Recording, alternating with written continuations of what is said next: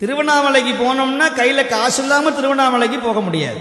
ஆனா காசு இல்லாம போறதுக்கான கோயிலுக்கு நீங்க போக மாட்டீங்க. ஏன்னா உங்க மனசுல பதிஞ்சிருச்சு, எங்க கூட்டம் அதிகமாக இருக்கிறதோ, எங்கு ஜனங்கள் அதிகமாக இருக்கிறதோ, எங்கு கடைகள் அதிகமாக இருக்கிறதோ அங்குதான் சக்தி அதிகமாக இருக்கிறது கடவுளுக்கு என்று நீங்கள் முடிவு பண்ணி விட்டீர்கள். சோழ நாட்டில் எத்தனை சிவாலயங்கள் கேட்பாரற்று கிடக்குதுன்னு உங்களுக்கெல்லாம் தெரியுமா தெரியாதான்னு எனக்கு தெரியாது.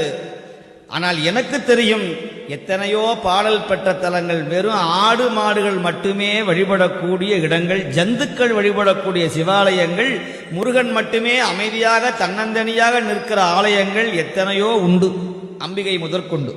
என்ன நீங்கெல்லாம் என்ன பண்றீங்கன்னா, அப்படி ஒரு கம்பியை கட்டி இப்படி போய் அப்படி வந்து அப்படி உள்ள பார்த்தா ஒரு திருப்தி, நேரா பார்த்துட்டோம்னா சக்தி இல்லை அந்த சுவாமி.